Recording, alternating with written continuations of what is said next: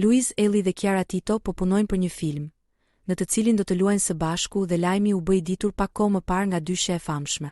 Por nuk dihej asgjë më shumë lidhur me projektin kinematografik, përveç faktit se do të kishte si temë kryesore dashurinë.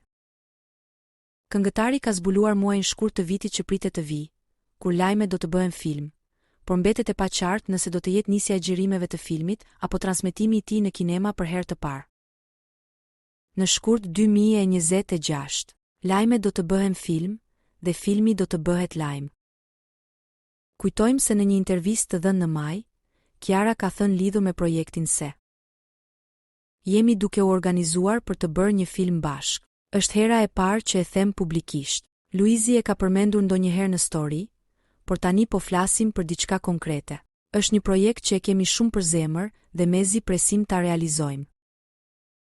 Burime pranë çiftit bëjmë me dije se xhirimet pritet të nisin së shpejti, ndërsa projekti po përgatitet me kujdes për të sjellë një histori që përzien realitetin me artin, pikërisht ashtu si Luizi e paralajmëroi në mesazhin e tij.